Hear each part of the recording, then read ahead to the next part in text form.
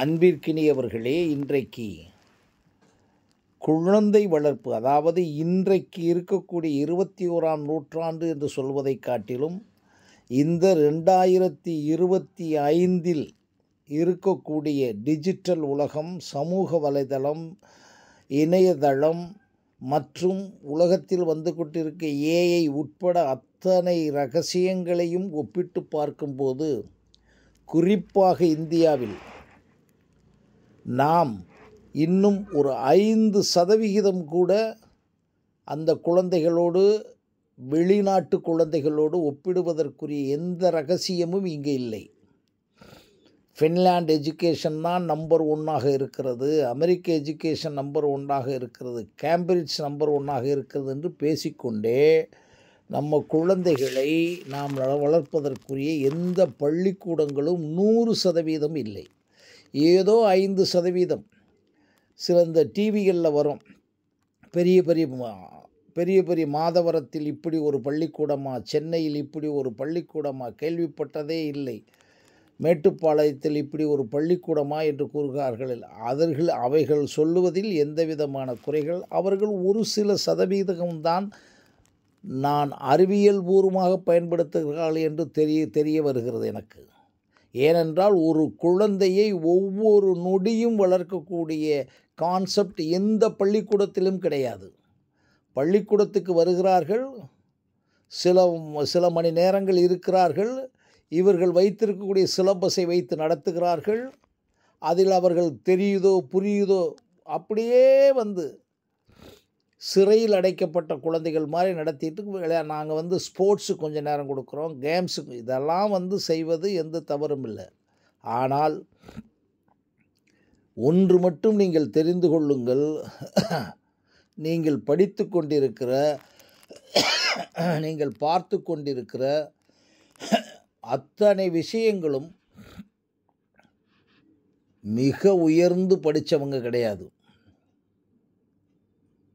வள்ளுவரை எடுத்துக்கொள்ளுங்கள், இது செய்திக்காக சொல்கிறேன். வள்ளுவர் எந்த பள்ளிக்கூடத்தில் படித்தார் என்று நீங்கள் புரிந்து கொண்டீர்களானால், உங்களுடைய ஒட்டுமொத்த கல்வி நிறுவனங்களில் எத்தனை பேருக்கு நீங்கள் திருக்குறளை ஒழுங்காக சொல்லிக் கொடுத்திருக்கீர்கள் நினைத்து பாருங்கள். தமிழ்நாட்டில் சொல்லுகிறேன், அதில் இல்லாத கருத்துக்கள் இல்லைன்னு ஊரெல்லாம் சொன்னாலும் நீங்கள் பாடம் நடத்துவதற்குத்தான் வேலை பார்த்து கொண்டிருப்பீர்கள். ஒரு பாடத்திற்கு என்ன சிலபஸ் இருக்குன்னு இதை ஏன் நான் கூறுகிறேன் என்றால், அப்படிப்பட்ட ஒரு பள்ளிக்கூடங்களும் இல்லை, பெற்றோர்களும் இல்லை. பெற்றோர்கள் அவர்கள் குறையே இல்லை, அவர்கள் அப்படி வளர்க்கப்படவில்லை. அதில் சிலர் ஒரு லட்சத்தில் 1, 2, 3, 4 பேர் அவ்வளோதான் இருக்காங்க. அதுக்குத்தான் நம்ம என்ன சொல்கிறோம், எங்களுடைய சுயவியல் கோட்பாட்டின்படி நான் டிக்ளரே பண்ணுறேன், ஒவ்வொரு குழந்தைகளும் பல ஆயிரக்கணக்கான ஆற்றல்களோடு, நீங்கள் கணக்கிலடங்காத ஆற்றல்களோடு, எண்ணிக்கையில் அடங்காத ஆற்றல்களோடு மட்டுமல்ல, அறிவினுடைய ஒட்டுமொத்த கட்டமைப்போடு ஒரு ஆற்றல் இருக்குதுன்னா, வெறும் ஆற்றல் மட்டும் இல்லை, இசை என்று ஒரு ஆற்றல் இருந்தால் அதற்கு சம்பந்தப்பட்ட அத்தனையும் உள்ள அறிவோடு இருப்பார்கள். அதுக்கு இளையராஜா ஒரு உதாரணம் இப்போதைக்கு எனக்கு. அந்த இசையை கற்றுக்கொண்டிருக்கும் போதே அந்த இசைக்குள்ளே என்னென்னலாம் இருக்குது. இப்போ சாதாரணமாக ஒருத்தரை வச்சு இசைச்சிருப்பார். இன்றைக்கி சிம்பனி இசைக்கும்போது அத்தனை 74 கலைஞர்களையும் வைத்து இணைக்கும்போது 74 கலைஞர்களையும் 74 இன்ஸ்ட்ருமெண்ட்ஸ், அவங்கவுங்க ஹேண்டில் பண்ணுற இன்ஸ்ட்ருமெண்ட்ஸ் அவ்வளவையும் கால்குலேட் பண்ணி செய்கிறதுனா வெறும் அவருடைய இசை திறன் மட்டுமல்ல, அதோடு அதை ஹேண்டில் பண்ணக்கூடிய, நீங்கள் பாருங்கள், தபலாவை ஹேண்டில் பண்ணுறவர், வயலினை ஹேண்டில் பண்ணுறவர், கிட்டாரை ஹேண்டில் பண்ணுறவர், ஹார்மோனியத்தை ஹேண்டில் பண்ணுறவர், கீபோர்டை ஹேண்டில் பண்ணுறவர்ன்ற அத்தனை அறிவும் அதில் சேர்ந்துருக்கும். இசை என்பது அவருடைய ஒட்டுமொத்த டிஎன்ஏ. அதை போன்றே நீங்கள் நினச்சிக்கிட்டு இருக்கீங்க, கருவில் இருக்கும் ஒவ்வொரு குழந்தையும், நான் சொன்னால் அதிசயப்படுவீங்க, பொய் மாதிரி கூட தெரியும்,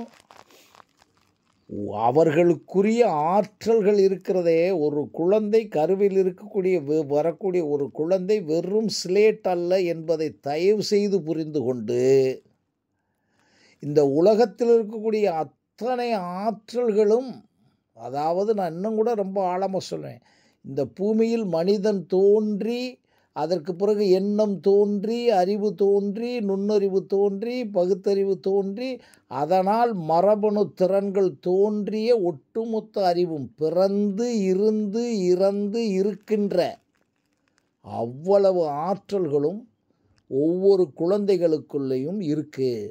அப்படின்னா எல்லாத்துக்கும் ஒரே மாதிரி நினைக்காதீங்க, அந்த தான் டிஃப்ரெண்ட்.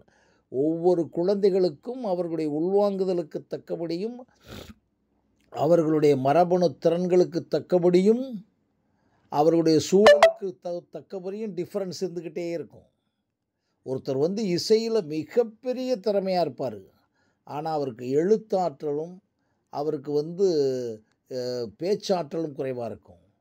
ஒரு தடவை கூட, ஆனால் அதை முயற்சி பண்ணி எடுத்திருப்பார். இப்போ இளையராஜா ஒரு தடவை பேட்டி கொடுப்பார், நீங்கள் இந்த வெண்பா எழுதுகிறீங்களே எப்படி அப்படின்னா, சார் வெண்பா நான் எழுதும்போது தொடங்கும் போது எனக்கு கொஞ்சம் நேரம் கிடச்சிச்சு, அந்த ப்ரோக்ராம் பண்ணி ரெக்கார்டிங் பண்ணுறதுக்கு முன்னால் செய்ய தொடங்கினேன். ஆனால் எனக்கு முதல்ல வராமல் இருந்துச்சு, வேணாம் என்று கூட நினைத்தேன். ஆனால் திருப்பி நான் எழுத பார்த்தேன், அப்புறம் தான் எனக்கு பழக்கம் வந்துச்சு அப்படின்னு சொல்கிறாரு. இப்போ அது அவருக்கு அத்துப்படி. அப்போ ஒரு விஷயம் தெரியுதுல, அவருக்குள்ளேருந்து எடுத்தது தானே அது. முதல்ல வெண்பா எழுத முடியலைன்னு சொல்கிறவரே அப்புறம் வெண்பா எழுதுகிறாரு. ஒருத்தன் ஒலிம்பிக்கில் முதல்ல ஃபஸ்ட் அட்டம்ப்டில் அடிக்க முடியல, செகண்ட் அடிக்கிறான். அப்படின்னா என்ன அர்த்தம்? உள்ளே இருக்கிறத தூண்டி தோண்டி எடுத்தல். அந்த தூண்டி தோண்டி எடுத்தலுக்கு முன்னால் ஒரு குழந்தைக்குள்ளே நீங்கள் என்ன நினச்சிக்கணும்னா, உலகத்தில் இருக்கிற அத்தனை அறிவும் இருக்குது. இப்போ இங்கிலீஷ் பேச முடியலன்னு இங்கே சொல்கிறீங்க, ஆனால் பிறந்த அடுத்த வினாடி அமெரிக்காவில் இருக்க பிள்ளை எப்படி பேச ஆரம்பிக்குது? அவனுக்கு தமிழ் தெரியல. அப்போ அந்த சூழல் தான் மறுபடியும். இவைகளை ஒவ்வொரு குழந்தைக்குள்ளும், நான் சொல்ல வர்ற விஷயம் காமன் லாங்குவேஜ் கிடையாது, ஒவ்வொரு குழந்தைக்குள்ளும் நீங்கள் வளர்க்க முடியும், தனித்தனியாக வளர்க்க முடியும். பெற்றோர்களின் சில துணைகளோடு, ஆசிரியர்களே வேண்டாம், அவருக்கு கைடன்ஸ் கிடைச்சா போதும். குழந்தைகளுக்கு நாங்கள் சில குழந்தைகளை வளர்த்து கொண்டிருக்கிறோம், அதனால் இவ்வளவு நான் ஒரு அறிவியல் பூர்வமாக கூறுகின்றேன். அவர்களோடு இருக்கக்கூடிய 24 மணி நேரத்திலும் அவர்களை அவர்களாக இருக்க விட்டு வளர்த்தால், அவர்கள் எந்த துறையில் இந்த உலகத்தில் பெஸ்ட் ஆஃப் த பெஸ்ட்டாக வர முடியும் என்ற உணர்வோடு சிந்திச்சுட்டு பேசுகிறேன். அப்போ நீங்கள் என்ன தெரிஞ்சுக்கணும்? ஒரு குழந்தைக்குள்ளே இவ்வளவு இருக்கா? எனக்கு பிறக்கக்கூடிய குழந்தை ஒவ்வொன்றும், அதுக்கு சொன்னேன், 10,000 கோடி மதிப்புள்ள ஒரு மாபெரும் சொத்தை நீங்கள் எடுக்கிறீங்க. நீங்கள் ஏதோ ஒரு குழந்தைய உங்கள் பாசத்தின் வழியாக எடுக்கிறீங்கன்னு நினைக்காதீங்க. என் குழந்தை எனக்கு மாபெரும் சொத்து, அதல்ல. உங்கள் மாபெரும் சொத்துக்குள்ளே நான் சொல்கிறது ஒரு பணத்தை சொல்லலை, 10,000 கோடி மதிப்புள்ள குழந்தையைத்தான் நீங்கள் பெறுகிறீர்கள் என்பது எத்தனை பெற்றோர்கள் உணர்கிறீர்கள் என்பது எனக்கு தெரியாது. மோடி என்பவர் குழந்தையாக பிறந்தவர் தான், விவேகானந்தர் குழந்தையாக பிறந்தவர் தான், ஜெயலலிதா குழந்தையாக பிறந்தவர் தான், கலைஞர் குழந்தையாக பிறந்தவர் தான், கண்ணதாசன் குழந்தையாக பிறந்தவர் தான். நான் நம்ம விஷயத்துக்கு விஜயும் குழந்தையாக பிறந்தவர் தான், சூர்யாவும் குழந்தையாக பிறந்தவர் தான். சினிமா சைடில் அது மாதிரி சயின்ஸ், ஐன்ஸ்டீன் எடுத்துங்க, ஆர்கமிடிஸ் எடுத்துங்க, ஆல்வா எடிசன் எடுத்துங்க, இப்படியே போய்கிட்டு எல்லாருமே குழந்தையாக, இயேசு எடுத்துங்க. இதெல்லாம் எதுக்கு சொல்கிறேன்னா, அந்த குழந்தை அவர்களெல்லாம் இந்த அறிவியல் பூர்வமாக வளர்ந்தார்களா என்று தெரியாது. ஆனால் நான் என்னுடைய அனுபவத்தின்படி ஒவ்வொரு குழந்தையும் அறிவியல் பூர்வமாக, இயற்கையியல் பூர்வமாக, மனவியல் பூர்வமாக, தனித்தனியாக 24 மணி நேரமும் படிப்பு மட்டுமல்ல, பள்ளிக்கூடத்துக்கு அனுப்புவதல்ல. நீங்கள் ஒவ்வொரு பெற்றோர் நினைத்தால் படிக்காத பெற்றோரே வளர்க்க முடியும். 7 வயது வரை, என்ன 10 வயது 15 வரை வளர்க்க முடியும். ஏன் நினச்சி பாருங்கள். சுவாமி விவேகானந்தர் நினச்சி பாருங்கள், மோடி எடுத்து பாருங்கள், அவங்க அம்மாவை அப்படி சொல்லி கொடுத்து பிரைம் மினிஸ்டர் ஆக்க பழகி கொடுத்துச்சு. அப்போ நீங்கள் தெரிய வேண்டிய விஷயம், மறுபடியும் புரிய வேண்டிய விஷயம், ஒரு குழந்தைக்குள்ள சுவாமி விவேகானந்தர் சொன்ன ஒரு விஷயத்தை தான் நான் சொல்ல வரேன். You have unlimited energy, you can do anything and எவ்ரிதிங்னு அவர் சொன்ன விஷயம் 100%, 1,00,000% உண்மை. ஆனால் அவர் செய்த காலத்தில் 100 இளைஞர்களை மட்டும் கூப்பிடுகிறார், வரவில்லை. ஆனால் இன்றைக்கு நான் அழைக்கிறேன் என்று சொல்ல வேணாம், நீங்கள் உங்கள் குழந்தைகளை என்னிடம் வருவதெல்லாம் இரண்டாவது இருக்கட்டும். ஒவ்வொரு பெற்றோர் நினைத்தால் பிறப்பிக்கப்பட்ட நாளிலிருந்து 7 வருடத்தில் குழந்தையை பள்ளிக்கூடத்திற்கு நீங்கள் அவசரமாக அனுப்புவது தனி. அந்த 7 வயதிற்குள் ஒரு மிகப்பெரிய நிலையை உருவாக்கி விடலாம். அவர்கள்தான் லீடர் என்று எழுதி போட்டுக்கிட்டு இருக்காங்க, ஸ்கூலில் எழுதி போடுறாங்க, வருங்கால லீடர். ஒன்றும் யாருமே செய்யலையே.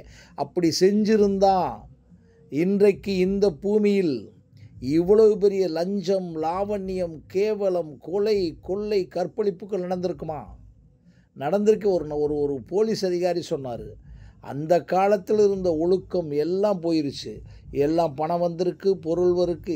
ஏன் இப்போ நடக்கலைன்னு சொன்னால், பிகாஸ் அந்த இடத்த தான் எங்கள் செல்ஃபாலஜி பிடிச்சிக்கிட்டு குழந்தைய 3 வயதிலிருந்து 2 வயதிலிருந்து குழந்தைகளை எப்படி வளர்ப்பது, அவர்களை நீங்கள் படிக்க வைத்து மனப்பாடம் சொல்லுவதல்ல, அவர்களை அவர்களாக இருக்க விட்டு, எப்படி அவர்களுடைய ஆற்றலுக்கு தக்கபடி இருக்க விட்டு, அவருடைய உள்வாங்குதலுக்கு தக்கபடி இருக்க விட்டு, அவருடைய சூழல்களை அமைத்து கொண்டு, ஒரு சில நேரங்களில் குழந்தைகள் இது எதுக்கு சொல்லணும், ஒரு சில நேரங்கள் டெய்லி படிக்கும்னு சொல்லலாம், சிலர் படிக்காமல் இருக்கும், விளையாட விட்டு மறுபடியும் அவர்கள் என்ன விரும்புகிறார்களோ அதை நேர்மறையாக செய்து கொண்டே இருந்தால் இந்த பூமியில், குறிப்பாக சொல்லுகிறேன், இந்திய பூமியில் குறிப்பாக சொல்கிறேன், தென் தமிழகத்தில் இருக்கக்கூடிய மாபெரும் இரகசிய வித்தைகளெல்லாம் உள்ள டிஎன்ஏக்கள் பொதிந்துள்ள பூமியில்.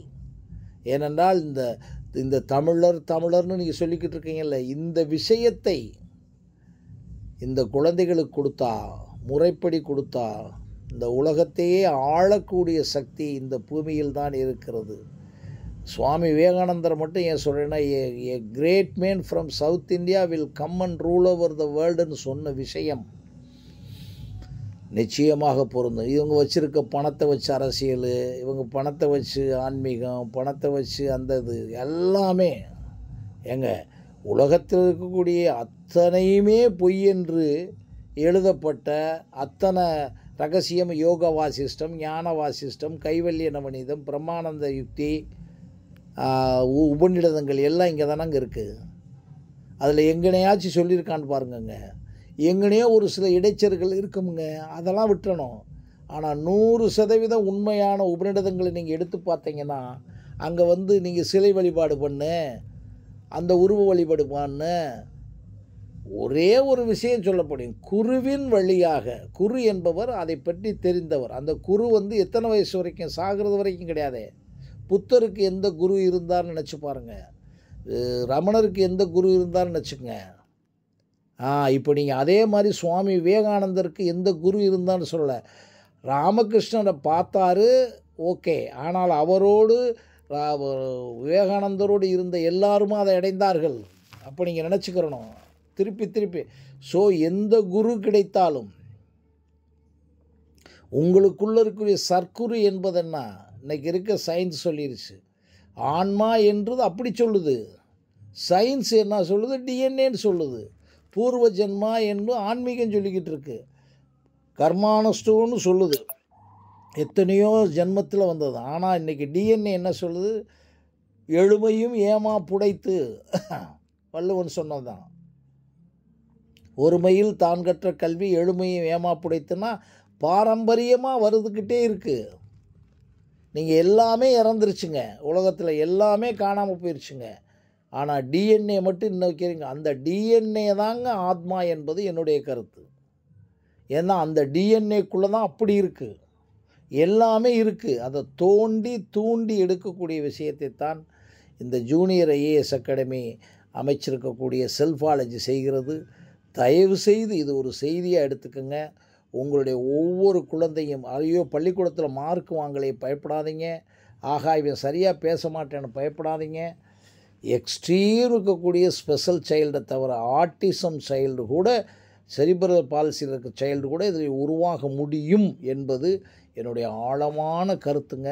அதுக்கு நான் இப்போ மறுபடியும் என்னுடைய இந்த வயதுலேயும் நான் போராடிக்கிட்டு தான் இருக்கேன். எல்லாமே இழந்துடலாம், ஆனால் உள்ளுக்குள்ளே இருக்க விஷயத்தை செய்து ஆக வேண்டும் போராடிக்கிட்டு இருக்கேன். இதை செய்தியாக வைத்துக்குங்க. மறுபடியும் ஒவ்வொரு குழந்தையும் எப்படி தனித்தனியாக பெற்றோர்கள் வளர்ப்பது, எப்படி ஒவ்வொரு பெற்றோரும் செய்வது, எப்படி சூழல்களை உருவாக்குது என்பதை நான் சொல்லிக் கொடுக்குறேன். எல்லாமே நீங்கள் செஞ்சு வச்சுருக்கீங்க. உங்களுக்கு இன்றைக்கி கவலையே கிடையாது. பணம், பொருள் எல்லாத்துக்கும். நான் சொல்கிற கான்செப்டை கொஞ்சம் கேட்டுக்கங்க, வளர்த்துடலாம். நன்றி, வணக்கம்.